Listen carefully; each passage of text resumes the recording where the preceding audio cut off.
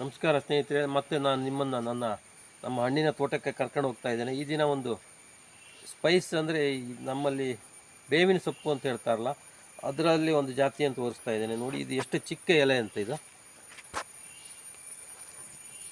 ಇದು ನಿಮಗೆ ಯಾವುದಾದ್ರು ಪದಾರ್ಥಕ್ಕೆ ಹಾಕಿದರೆ ಇದು ಬಾಯಿಗೆ ಸಿಗೋದಿಲ್ಲ, ಅಷ್ಟು ಚಿಕ್ಕದಾದಂಥ ಎಲೆ. ಇದರ ಮೂಲ ಥೈಲ್ಯಾಂಡ್. ಇದು ಬಹುಶಃ ಅಂದರೆ ನನಗೂ ಕರೆಕ್ಟಾಗಿ ಗೊತ್ತಿಲ್ಲ ಇದು ಎಲ್ಲಿಂದ ಬಂದಿದೆ ಅಂತ. ಇದು ಇಷ್ಟೇ ಚಿಕ್ಕ ಎಲೆ ಆಗೋದು, ಅಂದರೆ ಮರನೂ ನೋಡಲಿಕ್ಕೆ ಭಾಳ ಚೆಂದ ಆಗಿರ್ತದೆ. ಇದು ಒಂದು 2 ವರ್ಷದ ಗಿಡ. ಇದು ಗ್ರಾಫ್ಟೆಡ್ ಗಿಡ. ನೋಡಿ, ಇದನ್ನು ಪಾಟಲ್ಲೂ ಸಹ ಬೆಳೆಸ್ಕೋಬೋದು. ನಾನು ಇದನ್ನು ಸುಮಾರು ಗಿಡಗಳನ್ನು ಗ್ರಾಫ್ಟ್ ಮಾಡಿ ಈಗ ಆಸಕ್ತರಿಗೆ ಕೊಡ್ತಾ ಇದ್ದೇನೆ. ಇದು ಪರಿಮಳನೂ ಭಾಳ ಚೆನ್ನಾಗಿದೆ. ಇದು ಸ್ವಲ್ಪ ಗಾಳಿ ಬಂದರೂ ಸಹ ಇದು ಪರಿಮಳ ನಮಗೆ ಸಿಗ್ತದೆ. ಇದು ನೋಡಿ, ಈ ಬೇವಿನ ಗಿಡ ನಾನು ಗ್ರೋ ಬ್ಯಾಗಲ್ಲಿ ಹಾಕಿ ಬೆಳೆಸ್ತಾ ಇದ್ದೇನೆ ಈಗ. ಇದನ್ನು ನೀವು ಸಹ ಪೇಟೆ ಮನೆಯಲ್ಲಿರುವವರು ಸಹ ಈ ಬೇವಿನ ಗಿಡ ದೊಡ್ಡದಾಗ್ತದೆ. ಇದು ಅಂಥ ಏನು ದೊಡ್ಡದಾಗೋದಿಲ್ಲ, ಮಧ್ಯಮ ಗಾತ್ರದ್ದಾಗ್ತದೆ. ಇದು ನೀವು ಪಾಟಲ್ಲೂ ಸಹ ಬೆಳೆಸ್ಕೋಬೋದು. ಹಾಗಾಗಿ ಇದನ್ನು ಎಲ್ಲರೂ ಕೈತೋಟದಲ್ಲಿ ಅಥವಾ ಮನೆಯ ಟೆರೆಸ್ ಗಾರ್ಡನ್ನಲ್ಲೂ ಸಹ ಇಟ್ಕೊಂಡ್ರೆ ಇದು ಭಾಳ ಚೆನ್ನಾಗಿರ್ತದೆ. ಇದು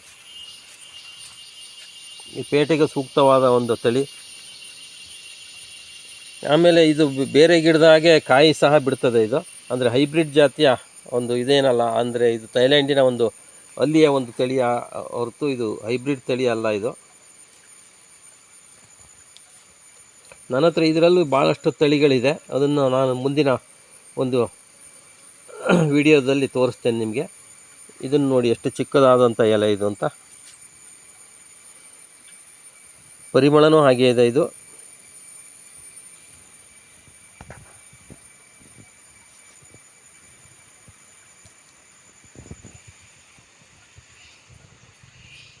ಈ ಸರ್ತಿ ಒಂದು 3-4 ಗಿಡಗಳನ್ನು ಮಾಡಿದ್ದೇನೆ. ಇದು ಎರೆಗಳು ಕಡಿಮೆ ಬರೋದ್ರಿಂದ ಕಸಿಯ ಗಿಡಗಳನ್ನು ಮಾಡೋದು ಸ್ವಲ್ಪ ಸೀಮಿತವಾದ ಗಿಡಗಳನ್ನು ಮಾಡ್ಬೋದು ಹೊರತು ಭಾಳಷ್ಟು ಗಿಡಗಳನ್ನು ಮಾಡಲಿಕ್ಕೆ ಆಗೋದಿಲ್ಲ. ವರ್ಷಕ್ಕೊಂದು 2 ಅಥವಾ 3 ಗಿಡಗಳನ್ನು ಮಾತ್ರ ಮಾಡ್ಬೋದು. ನಾನು ಈ ಬೇವಿನ ಗಿಡಗಳನ್ನು ಈಗ 2-3 ವರ್ಷದಿಂದ ಕೊಡ್ತಾ ಇದ್ದೇನೆ. ಕೊಟ್ಟವರು ಸಹ ನನಗೆ ಒಳ್ಳೆಯ ಒಂದು ರೆಸ್ಪಾನ್ಸನ್ನು ಕೊಡ್ತಾ ಇದ್ದಾರೆ. ಚೆನ್ನಾಗಿದೆ, ನಮಗೆ ಇನ್ನೂ ಕೆಲವರಿಗೆ ಬೇಕು, ನಮ್ಮ ಸ್ನೇಹಿತರಿಗೆ ಬೇಕು ಅಂತ. ಆದರೆ ಸೀಮಿತ ಗಿಡಗಳನ್ನು ಮಾಡೋದ್ರಿಂದ ಎಲ್ಲರಿಗೂ ಕೊಡಲಿಕ್ಕೆ ಸಾಧ್ಯ ಇಲ್ಲ. ಮುಂದಿನ ದಿನಗಳಲ್ಲಿ ಎಲ್ಲರಿಗೂ ಕೊಡಲಿಕ್ಕೆ ಪ್ರಯತ್ನವನ್ನು ಮಾಡ್ತೇನೆ. ಅಂದರೆ ಗಿಡಗಳ ಸಂಖ್ಯೆಯನ್ನು ಜಾಸ್ತಿ ಮಾಡಲಿಕ್ಕೆ ಪ್ರಯತ್ನ ಮಾಡ್ತೇನೆ. ನಿಮಗೂ ಇದರ ಗಿಡಗಳು ಬೇಕಾದರೆ ನನ್ನ ನರ್ಸರಿಯಲ್ಲಿ ಸೀಮಿತ ಪ್ರಮಾಣದಲ್ಲಿ ಕೆಲವು ಕಾಲದಲ್ಲಿ ಲಭ್ಯ ಇರ್ತದೆ. ನೀವು ಬೇಕಾದರೆ ಈ ಗಿಡಗಳನ್ನು ಸಹ ನಿಮ್ಮ ತೋಟದಲ್ಲಿ ಅಥವಾ ಟೆರೆಸ್ ಗಾರ್ಡನಲ್ಲಿ ಬೆಳೆಸ್ಕೊಳ್ಳಿ.